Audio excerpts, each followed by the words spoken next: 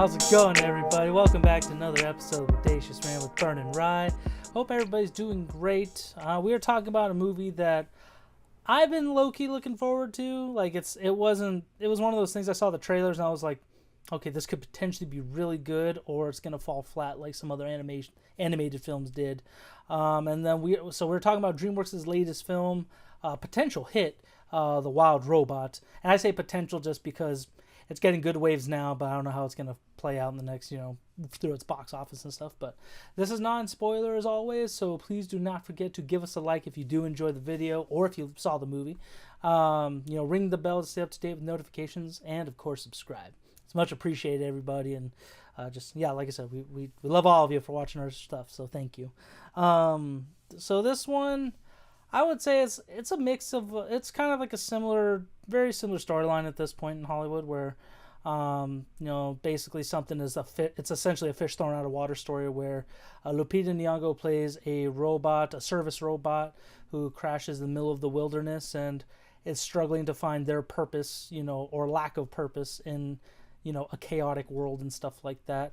And that's when she befriends a fox named Mr. Fink, played by Pedro Pascal, and also comes along with a baby goose named Brightbill, played by Kit Connor and one other young actor. I apologize, but yeah, this is one of those things that I got a lot of like Fox and the Hound and Iron Giant kind of vibes with this, just because it's a robot in nature.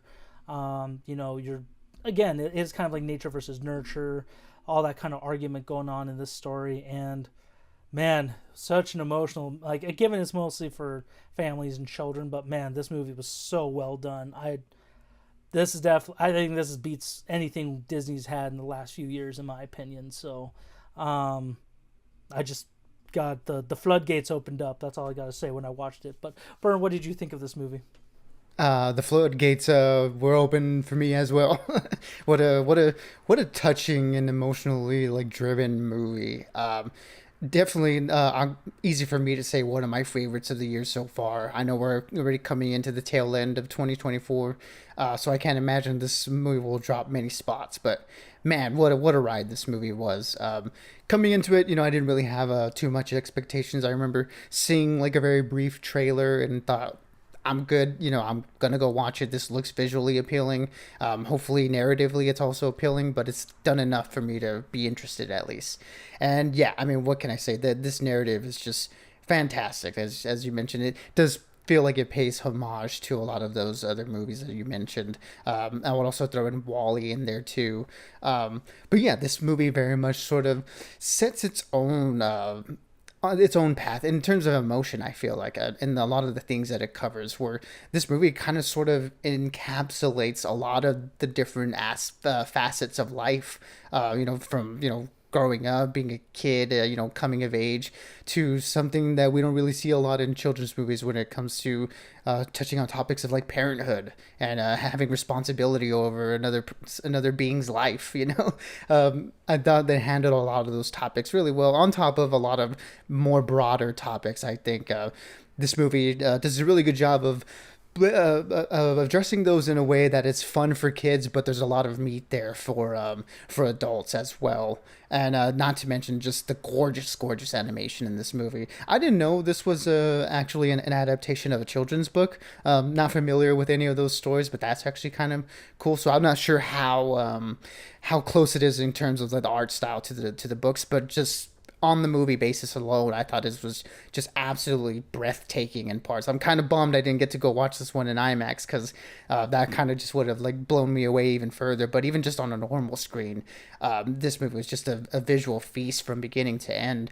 I just love what DreamWorks has been doing with their animation, especially as of late, since sort of their sort of rebranding, almost comeback of a sorts, where they're using 3D models with sort of painterly 2D textures. It just really works for me, that blend that they're going with. And with this movie and with Puss in Boots from a couple years ago, they're really knocking it out of the park. And I do agree with your sentiment that they're kind of leaving Disney in the dust in terms of a lot of their offerings lately. I mean, they have had some good ones as of late. And look, this is, let's just say your DreamWorks hasn't been batting at a consistent average, but I think the highs with DreamWorks as of late has just been so far higher than the highs of Disney, and it's good that in this realm of animation we're starting to get great things from a lot of these other studios. Where, as in the last few years, it's kind of just been Disney Pixar sort of dominating that market.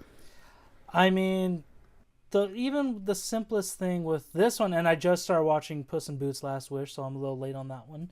Um, I think DreamWorks is finally playing it smart. They're acknowledging they have their own set of universe, kind of like Disney at this point. You know, with Shrek, Despicable Me, The Croods, all these movies. Given they're not all perfect by any means, I don't even know if that would say some of them are the caliber of Disney. Only a few, like I think Puss in Boots 2, How to Train Your Dragon trilogy, and this one are definitely up there with what Disney's got, and that still says a lot with all the movies they put out in the last 4 years alone.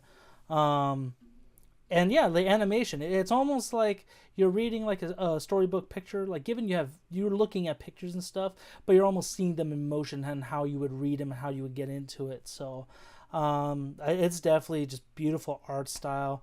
The voice acting was solid for this one, especially Pedro Pascal and Lupita Nyong'o were great. Kit Connor as Bright Bill just really was able to flesh out a good emotion. They all were really. And also, I will say this movie and Puss in Boots 2, like similar to animation stuff, they're almost on the par of like old, like classic Disney, where the characters are really at stake, and it plays. This one was very morbid in some senses, which I was not expecting for a family film. Given a lot of Disney movies have been like that, like Fox and the Hound, Bambi, Mulan, all these kinds of stuff that deal with death and nature and everything. This one was like a couple moments. I was like, "Oh my god, I can't believe this is still PG in a way." But yeah, with all that being said, this is a hard 4 out of 5, or 5 out of 5. I'm sorry. I think this may be in my top 10 by the end of the year. We still got a few months, but man, easily the best animated film. Given I've seen so much, I don't even remember at this point. But this one, with as much emotion as brought out of me, that's why it's a hard 5 out of 5. Definitely recommended. Dolby, IMAX, wherever you want to go see it.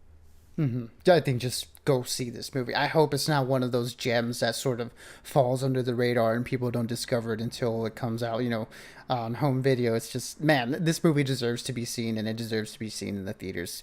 Like I said, it's absolutely one of my favorite movies of the year. Not just animated movies of the year. I highly recommend this to anybody, and I think what they've done here is just absolutely fantastic. I guess if I were to come up with any sort of complaint, I guess maybe the pacing, but I mean, it's a children's movie. I mean, a lot of these movies just run at a super fast pace. Would I have liked it to slow down a bit? Sure, but did it ruin my enjoyment in any sort of way? No, because I just loved the entire ride. I loved the characters, loved the animation, and the overall narrative was just pulling at the heartstrings from beginning to end. So, it's a 5 out of 5 for me. One of my favorite movie of the year. Go watch it, please, people. Yeah, and while your critique, I definitely agree with you. I think that also plays into the overall story that life happens so quickly, and you gotta just embrace it all. That's why this movie was just so well done. So many life messages and subtle things in there, especially for those with kids or those who want kids. I feel like this is definitely a movie for families for sure. And also, I guess it goes without saying, the voice cast here was all fantastic. It's just one of those movies where they kind of get lost in the characters, and that's the sort of voice acting I really love, where you should think of them as a character, not, oh, that's Lupita Nyong'o playing playing Ross. It's just the character on screen. So yeah, everyone did such a fantastic job. It's just across the board. Yeah, I would definitely go see it again, even though I just have to bring tissues with me, or if I'm lucky enough, I'd be numb to it. But it's one of those good cry movies. It is. It's not necessarily sad. It's happy stuff. Good, positive feelings. So. For those of you who did happen to watch this, please let us know what you thought in the comments. Am I just a big old sap for it, or did you also, was it waterworks for you? We'd love to know. But until next time, everyone, we are now getting into October, the spooky season, and also the holiday season. So let's all enjoy it, all be good to each other, just good vibes finishing off 2024, and stay bodacious and just keep on ranting for us. Absolutely, everybody. Be good, be safe, and as always, we'll catch y'all on the next one.